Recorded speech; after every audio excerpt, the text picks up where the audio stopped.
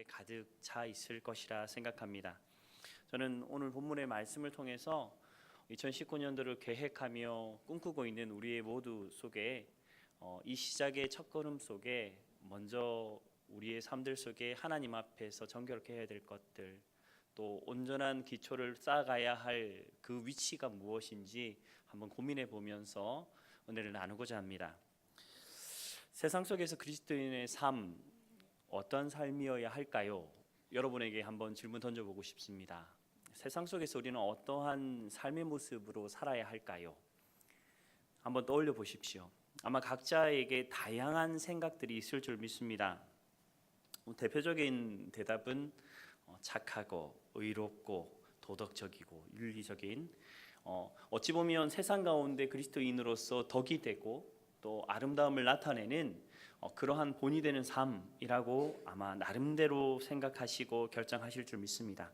성경은 분명 그 얘기들을 우리에게 권면하고 있습니다. 우리는 이 땅을 살아갑니다. 그리고 이 땅의 모습을 세상 사람들 스스로도 이렇게 말합니다. 도덕적인 사람, 그러나 비도덕적인 사회라는 말로 우리가 살아가는 세상을 말하고 있지요. 저는 오늘 여러분에게 그래서 조금 이 생각의 틀을 조금 바꾸어 조금 생각해 볼 수 있는 단초를 제공하고자 합니다. 한번 질문하겠습니다. 그리스도인은 왜 도덕적이어야 합니까? 그리스도인은 왜 윤리적이어야 합니까? 무엇이 문제인가? 사실 이 질문은 굉장히 우리에게 무언가 좀 거부감을 주는 질문이기도 합니다.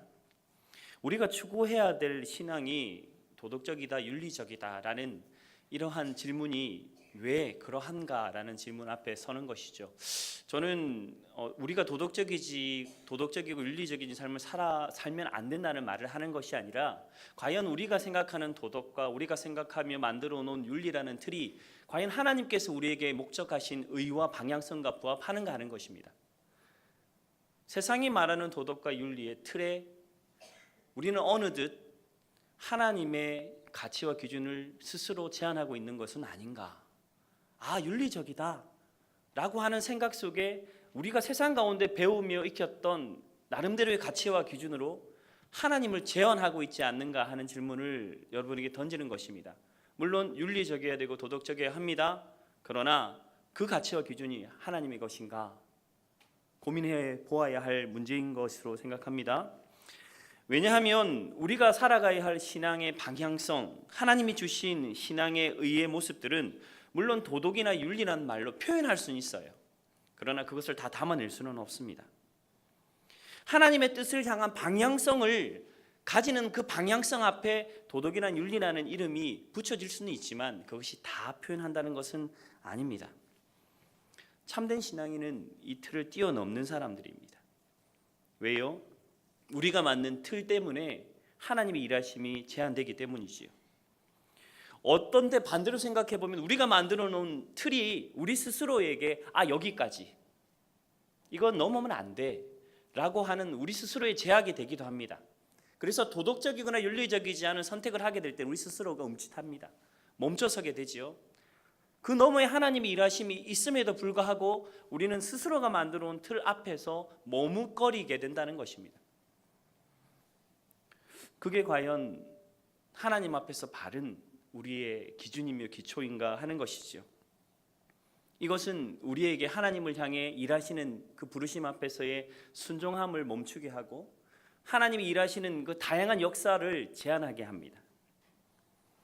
사랑하는 성도 여러분, 성도는 야성을 가진 존재들입니다. 세상 가운데서 야성을 품어내는 맹수와 같이 세상을 변혁시키며 변화시키는 존재로 빛과 소금으로서 부름받은 우리의 존재입니다. 그런데 우리의 삶을 보십시오. 어느덧 동물원에 갇힌 사자와 같이 야성을 잃어버리고 세상에 아무런 영향을 주지 않는 그러한 사람으로 우리는 살아가고 있습니다. 그것을 포장하는 것이 윤리와 도덕이라는 이름으로, 착하다, 선하다라는 이름으로 우리는 우리의 신앙을 스스로를 제한하며 하나님 일하심들을 반쪽짜리로 만들어가는 우리의 모습들이 우리 속에 있다는 것입니다. 신앙을 레디컬한 것입니다. 변혁하고 급진적인 그러한 면이 신앙에도 있다는 것이죠. 마냥 평안하며 안주하며 평안을 추구하는 것만이 신앙이 아니라는 것입니다. 세상 가운데 부딪히고 문제 앞에 강하게 싸우며 세상의 불의와 부정한 것들과 죄악과 악에 대하여 강력하게 부딪히는 것이 신앙인의 다른 면모라는 것입니다. 그런데 우리는 그 다른 한 면모를 잃어버렸습니다. 이것이 우리에게 굉장히 큰 문제이지요. 왜 이렇게 되었는가 곰곰이 생각해 보았습니다. 우리는 이 땅의 삶을 살아가고 있고 이 땅 가운데에서 영향을 받고 있고 어느덧 우리가 살아가는 이 땅의 삶들 속에 물들어 버렸기 때문입니다. 그런데 이것은 사단이 우리에게 교묘하게 심어놓은 거짓입니다. 세상 가운데에 하나님의 우리에게 불어주신 그 참된 신앙의 모습들을 회복하는 여러분 되기를 소망합니다. 한쪽으로 치우쳐 버린, 그래서 목소리를 잃어버린 그러한 신앙이 아니라 우리의 삶의 현장에서 지속적으로 부딪히며 바꾸어가며 변혁하는 신앙, 그러한 삶이 우리 속에 주어지길 축원합니다. 그 모든 중심에는 하나님의 나라와 하나님의 주인 되심에 대한 고백이 있습니다. 문제는 우리의 심령 속에 자연스럽게 들어온 세상의 생각과 사상과 기준과 가치가 우리의 마음 중심에 있는 것이죠. 하나님이 아닙니다. 익숙해져 버린 것들이 우리 속에 이미 들어와 있습니다. 하나님의 이외의 것들, 하나님으로 온전하게 기준 삼아야 될 것들이 사라져버린 그 중심에 사람이 있고 사상이 있고 가치가 있고 우리가 목적하는 것이 채워지게 되면 그래서 반드시 변질되고 부패됩니다.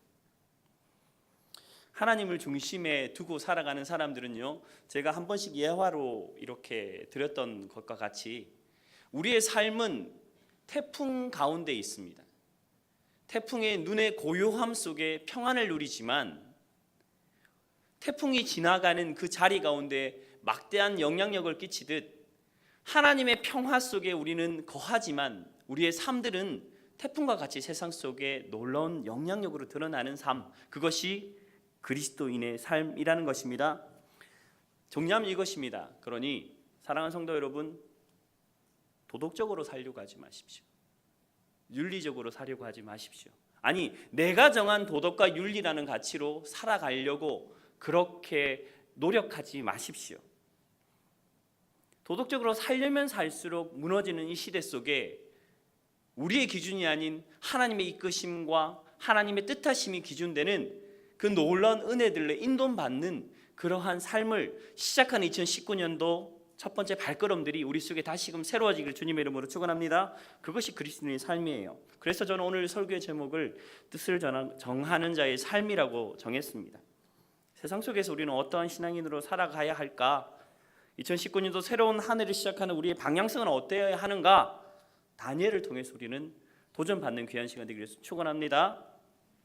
본문의 배경은요, 바벨론 유수라고 하는 그 세상에서 말하는 역사책에 나오는 한 장면 속에 있습니다. 바벨론 유수는 1000년 정도 시간 동안 아수르의 수도였던 니느웨가 쇠락해가는 그 시점으로 시작이 됩니다. 그때 느부갓네살 왕이 왕위를 세우고 바벨론이라는 나라가 부강하게 지는 그 시작점으로부터 70년이라는 시간, 그리고 그 70년의 끝에 고레스라는 왕이 마무리하게 되는 느부갓네살과 고레스 왕, 이 바벨론에 통치하는 이 나라의 왕이 그 지대 그 시대에 부흥했던 그 시대, 아수르는 지고 바벨론이 승왕했던 그 시대 70년의 시간입니다. 바벨론 유수가 왜 중요하냐면요, 그 시대가 꼭 우리 시대하고 똑같아요. 민족들이 막 여기저기로 이동합니다. 바벨론의 식민지였던 나라들의 사람들이 여기저기 혼합되어지고 민족들이 왔다 갔다 하게 되고 종교가 부딪히고 사상이 부딪히고 무엇이 진리인지 기준인지 알 수 없는 모호한 상황 속에 세상이 흔들리게 됩니다. 그러한 시대 속에 하나님은 오늘 이 다니엘이라는 한 사람, 그리고 믿음의 사람들을 통해서 하나님의 구원을 어떻게 이루어 가시는가를 우리 속에 도전하고 계십니다.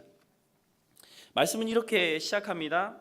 우리가 함께 읽었던 1장 1절의 말씀을 한번 읽어보도록 하겠습니다. 시작. 유대 왕 요아김이 다스린 지 3년 되는 해에 바벨론 왕 느부갓네살이 예루살렘에 이르러 성을 에워쌌더니, 말씀은요, 느부갓네살이라고 하는 왕이 이스라엘을 점령하였다 하는 말로 시작됩니다. 바벨론은 지금 그 일로 인해서 다니엘은 그 일로 인해서 바벨론에 끌려와 있는 상황입니다. 즉 세상 속에 던져졌다는 겁니다. 이스라엘에서 말씀을 배우고 예배를 드리고 하나님의 온전한 문화 속에서 하나님 앞에서만 섰던 이 다니엘이 세상으로 던져집니다. 하나님과 아무 상관없는 외딴 곳, 이 바벨론으로 던져졌다는 것입니다. 그리고 그 시대에 느부갓네살을 통해서 이스라엘이 약탈당하는 일이 2절의 말씀에 진행되어지는데요. 2절 말씀을 보십시오. 주께서 유다 왕 여호와김과 하나님의 전 그릇 얼마를 그의 손에 넘김에 그가 그것을 가지고 신할 땅 자기 신들의 신전에 가져다가 그 신들의 보물 창고에 두었다라고 합니다. 하나님의 것이에요. 거룩하게 구별된 것, 온전히 하나님의 영광만을 나타내야 될 성전의 기물들이 빼앗기게 됩니다. 탈취당하게 됩니다. 도륙당하게 되죠. 모든 것이 다 그렇게 이 느부갓네살의 손을 통해서 흘러가게 됩니다. 마치 하나님이 없는 것과 같이, 하나님 당시에 어디에 계십니까? 하나님께서 일하시는 그 일들이 당시에 어디에 있습니까? 라고 그렇게 고백될 수밖에 없을 만큼 이 바벨론의 힘이 강성하여 세상의 힘으로 모든 것이 통치되어지는 것 같은 시대, 그 시대가 오늘 우리가 함께 본 1절 2절에 나타난 이 다니엘의 시대입니다. 사실 세상 속에서 우리의 신앙, 우리가 살아가는 시대도 마찬가지입니다. 별로 다르지가 않습니다. 세상에서 신앙을 지키는 것이 쉽습니까? 지키려고 하면 할수록 어려운 게 우리의 삶입니다. 세상 속에서 하나님의 법은 희미해지고 세상의 법이 모든 것을 다스리는 시대에 우리는 살아가고 있습니다. 세상의 것들이 득세하고 신앙의 사람들은 희미하여 하나님이 없는 것과 같은 삶을 우리는 직면하며 살아가지요. 그 세상의 중심에 다니엘이 던져져 있고 우리 또한 던져져 있습니다. 그래서 이 시대는, 그리고 다니엘의 시대는 동일하게 하나님의 뜻과 법을 지키려고 하는 사람들은 어렵습니다. 어렵게 될 수밖에 없어요. 세상의 힘이 득세하는 것, 말로만 그렇게 득세하는 것이 아닙니다. 어떻게 그들 가운데에 그들의 영향력이 드러나고 있습니까? 3절과 4절의 말씀을 보십시오. 구체적으로 그들이 세상 가운데서 세상의 힘이 어떻게 믿음 있는 사람들을 어떠한 영향력 속에 묶어내고 있는가를 3절과 4절은 말하고 있습니다. 함께 읽어보도록 하겠습니다. 시작. 마이크를 조금 울리지 않게 좀 해주십시오. 예, 3절과 4절 같이 읽겠습니다. 시작.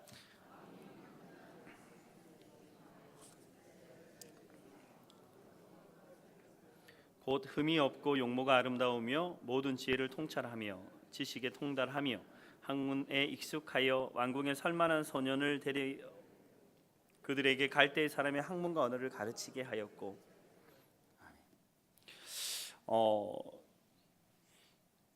바벨론이 믿음의 사람들을 바벨론으로 이끌어가서 그들에게 가장 먼저 했던 것은 그들의 말과 그들의 문화, 그 모든 것을 지워버리고 오늘 본문 말씀 4절 하반절에 있는 것처럼 그들에게 갈대아 사람의 학문과 언어를 가르치게 하였다 하는 것입니다.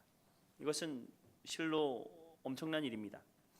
얼마 전에 그 개봉한 영화 제목 중에 하나가 말모이라고 하는 영화가 있습니다. 아마 지금 이제 개봉해서 보고 있을 건데요. 이 영화의 배경이 이래요. 그 일본으로 인해서 민족 말살 정책이 시행되었던 그 시점입니다. 학교에서 우리 조선말을 쓸 수 없게 만들었어요. 문화를 금지하고 언어를 금지하고 국어 시간에 일본어를 가르치고 있고, 그리고 우리가 가지고 있는 민족의 정체성을 지워 나가는 일들을 일본은 진행을 하였습니다. 그 가운데에 언어를 지키기 위해서 자신들의 생명을 내 던진 사람들의 얘기가 말모이란 영화의 스토리입니다. 사실 항일 이렇게 일제 강점기 때 항일 운동을 하는 일들을 보면 폭탄을 집어 던지고 또 테러를 하면서 어떤 이 나라를 구하기 위한 많은 사람들의 얘기는 있었는데, 이 언어를 지키기 위해서 발부둥쳤던 사람들의 모습이 오늘 여기에 나오는데요. 꼭 왜 언어를 지키는 것이 나라를 지키는 일인지, 민족의 정신을 지키는 일인지에 대해서 이 영화는 우리에게 굉장히 많은 도전을 줍니다. 단순히 이 무력으로서 어떤 나라를 지키는 것 이상으로 말을 지키고 문화를 지키는 것들을 통해서 우리나라의 정체성, 민족의 정신을 지키기 위해 또 노력했던 그 분들로 인해서 우리는 지금 현재 이 자리에 있는 것이죠.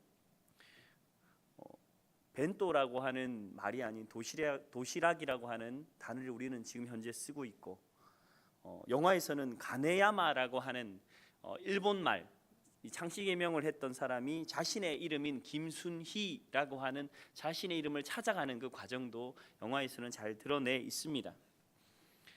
이것이 나라의 정체성, 민족의 정체성, 정신을 지켰던 것과 같이 일제가 우리에게 했던 것처럼 바벨론이 현재 이 다니엘과 이스라엘 백성들의 언어를 빼앗고 그들의 문화를 빼앗고 민족의 정체성을 빼앗는 것이 지금 현재 우리가 함께 보았던 3절과 4절의 내용입니다. 문제는 우리가 살아가는 이 시대에도 우리는 그러한 영향력에 살아가고 있습니다. 신앙의 언어를 빼앗기고 신앙의 문화를 빼앗기고 세상 가운데서 말하는 언어와 가치가 끊임없이 우리 속에 들어옴에도 불구하고 단지 느끼지 못할 뿐이지만 여전히 우리는 우리의 정체성을 잃어가고 있는 것이지요. 하나님 앞에서 우리가 이것을 놓치게 된다면 우리의 심령과 마음은 변질되게 됩니다. 하나님의 말씀의 영향력이 더 이상 우리의 심령 속에 하나님의 임재와 그 영광 앞에 두렵고 떨리는 마음으로 섰던 그 첫 마음이 점점 사라지게 되는 것입니다. 왜요? 우리의 마음의 중심에 하나님께서 주셨던 그 가치와 기준이 아닌 세상의 것이 들어와 있기 때문입니다. 그것으로 보고 말하고 행동하고 생각하기 때문이지요. 그러면 어떻게 될까요? 한번 돌이켜 보십시오. 세상 속에서 매일 내 삶이 충실하게 그리고 부지런하게 내 삶을 영위하고 있습니다. 나름대로의 삶의 열매도 있고 나름대로 땀 흘림에 대한 결과물도 있어서 좋은 평가도 받습니다. 그런데 하나님의 백성으로서의 부르심은 메말라가고 더 이상 믿음으로 생각하지 않게 되고 하나님의 말씀 앞에서 나름대로 다양한 하나님의 말씀을 지키지 못하는 이유가 생겨나는 것, 순종하는 신앙이 사라지고 하나님 앞에 예, 아멘이란 말이 사라지고 나름대로 합리적인 어떠한 기준과 가치가 하나님 앞에 그렇게 말해지는 그러한 모습이 우리 속에 있지는 않는가 하는 것입니다. 그렇게 되면 우리의 심령과 우리의 마음의 중심에 하나님의 권위는 세상의 권위에 이기지 못합니다. 하나님의 말씀 앞에 우리의 심령은 세상 앞으로 흘러가게 되는 것입니다. 이것이 우리의 마음으로 시작해서 세상으로 흘러가는 거예요. 우리의 심령이 그렇게 변질되기 시작하기 때문에 세상 속에서 하나님을 믿는 믿음의 사람들이 영향력을 그쳐 나가게 되는 것입니다. 더 이상 이 땅 가운데 하나님의 나라와 통치가 교회를 통하여 흘러가지 않는 이유가 바로 이것입니다. 혹시 여러분 땅에 있는 것들 때문에 근심하는 일들이 점점 많아지고 있습니까?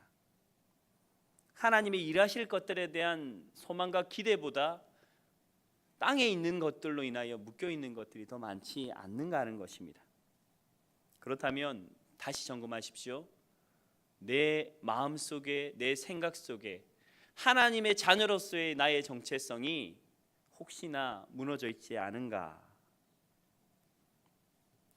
사랑하는 성도 여러분, 우리는 이 땅의 삶을 살아가지만 하늘나라를 바라보며 살아가는 사람들입니다. 그것은 달리 말하면 하늘나라의 그 모습이 실제의 모습이고 이 땅의 삶은 잠시 잠깐의 그림자로 여기며 살아가는 삶이라는 것입니다. 그러한 자들은 그래서 이 땅 가운데 날마다 하나님의 뜻 앞에서 날마다 근심하며 하나님의 뜻을 이루기 위해 깨어있는 신앙인의 삶으로 살아가게 되는 것이죠. 깨어 계셔야 됩니다. 2019년도 우리가 시작합니다. 내 심령과 마음의 중심에 무엇이 있습니까? 오늘 다니엘과 이스라엘 민족들 가운데 던져졌던 이 교묘한 이 세력의 미혹 앞에 혹시 우리 또한 서 있지 않는가? 신앙의 언어를 잃어버리고 신앙의 문화를 잃어버리고 신앙의 가치를 잃어버리고 나는 지금 2019년도를 꿈꾸고 있지 않는가 하는 것을 다시 한번 우리의 심령 속에 살펴보는 귀하고 복된 시간 되기를 주님의 이름으로 축원합니다. 이것이 돼야 됩니다. 왜냐하면 이것이 되지 않으면요 변화가 없어요.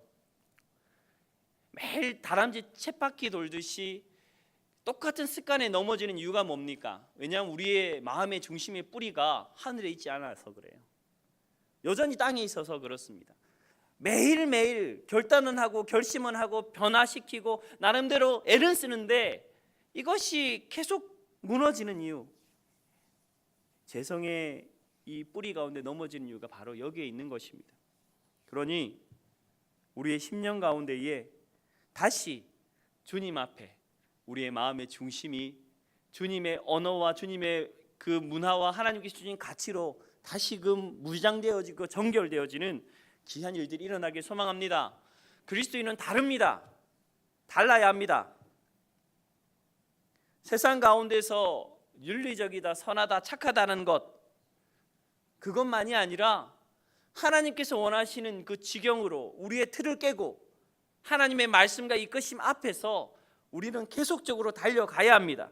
세상 가운데 영향력을 가지고 하나님 앞에서 주셨던 그 야성을 세상 가운데 드러내는 그러한 삶을 살아가야 한다는 것입니다. 히브리서의 믿음장의 말씀을 한번 살펴보도록 하겠습니다. 말씀을 한번 찾아보도록 하겠는데요.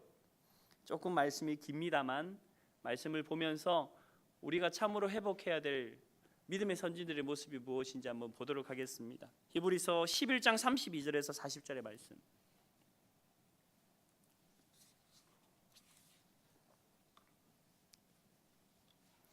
11장 32절에서 40절의 말씀입니다. 우리에게 무엇이 부족할까요? 우리의 삶들 속에 무엇을 회복하여야 할까요? 말씀을 보고 도전받기를 소망합니다. 11장 32절에서 40절의 말씀 다 같이 읽습니다. 시작. 내가 무슨 말을 더하리요? 기드온, 바락, 삼손, 입다, 다윗 및 사무엘과 선지자들의 일을 말하려면 내게 시간이 부족하리로다. 그들은 믿음으로 나라를 이기기도 하며 의를 행하기도 하며 약속을 받기도 하며 사자들의 입을 막기도 하며 불의의 세력을 멸하기도 하며 칼날을 피하기도 하며 연약한 가운데서 강하게 되기도 하며 전쟁에 용감하게 되어 이방 사람들의 진을 물리치기도 하며 여자들은 자기의 죽은 자들을 부활로 받아들이기도 하며 또 어떤 이들은 더 좋은 부활을 얻고자 하여 심한 고문을 받되 구차히 풀려나기를 원하지 아니하며 또 어떤 이들은 조롱과 채찍질 뿐 아니라 결박과 옥에 갇히는 시련도 받았으며 돌로 치는 것과 톱으로 켜는 것과 시험과 칼로 죽임을 당하고 양과 염소의 가죽을 입고 유리하여 궁핍과 환난과 학대를 받았으니 이러한 사람은 세상이 감당하지 못하느니라. 그들이 광야와 산과 동굴과 토굴에 유리하였느니라.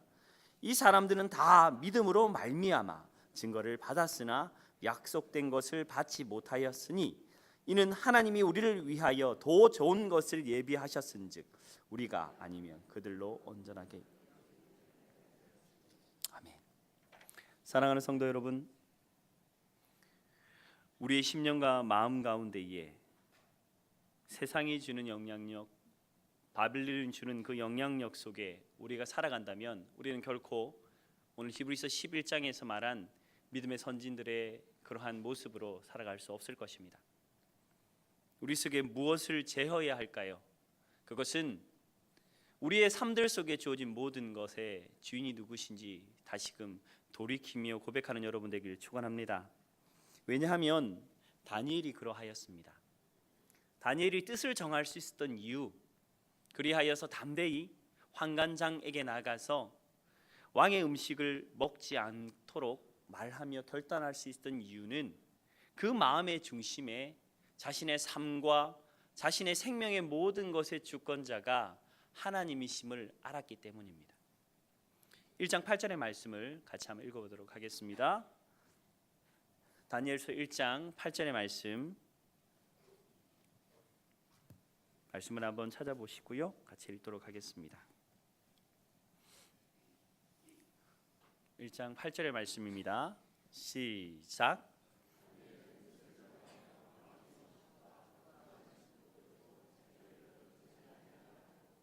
자기를 더럽히지 아니하도록 환관장에게 구하니. 아멘. 다니엘은 자신이 있는 그 자리 가운데에 자신의 생명조차도 좌지우지할 수 있는 이들과의 충돌을 두려워하지 않았습니다.